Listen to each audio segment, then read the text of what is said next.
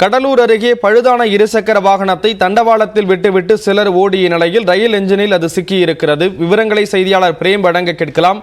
Frame, எதனால இப்படி ஒரு சம்பவம் நடந்தது, விவரத்தை தெளிவுபடுத்தலாம். ஸ்ரீராம், கடலூர் அருகே தோப்புக்கொல்லை பகுதியில் ஆளில்லா ரயில்வே கேட் என்பது உள்ளது. இந்த ரயில்வே கிராசிங் பகுதியில் 2 சக்கர வாகனத்தில் வந்த 2 இளைஞர்கள் வாகனம் திடீரென தண்டவாளத்தில் மேலே பழுதாகி நின்றுள்ளது.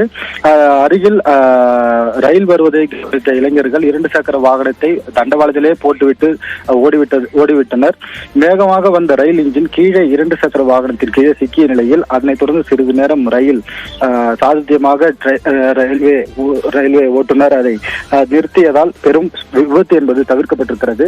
அப்போது அந்த கிராமத்தைச் சேர்ந்தவர்கள் ஒன்று கூடி அந்த ரயில் தண்டவாளத்திலும் ரயில் அடியிலும் சிக்கிய 2 சக்கர வாகனத்தை எடுக்க முயற்சித்துள்ளனர். ஆனால் அதை மீட்க முடியாததால் அங்கிருக்கக்கூடிய கிராம மக்கள் உதவியுடன் ரயில் மீண்டும் பின்புறம் செல்ல வேண்டும் என கூறிய நிலையில் அவர்கள் மீண்டும் ரயிலை பின்புறம் தள்ளிய நிலையில் பின் அந்த 2 சக்கர வாகனத்தை மீட்டு எடுத்தனர். இந்த அதிவேகமாக வந்த ரயில் திடீரென ஓட்டுநர் சாதுரியமாக அந்த தண்டவாளத்தில் 2 சக்கர வாகனம் கிடப்பதை அறிந்து அதனை உடனடியாக ரயிலை நிறுத்தியதால் பெரும் விபத்து என்பது தவிர்க்கப்பட்டது. இது குறித்து தற்போது முதுநகர் போலீசாரும் ரயில்வே போலீசார் விசாரணை என்பது மேற்கொண்டு வருகிறார்கள். ஸ்ரீராம்,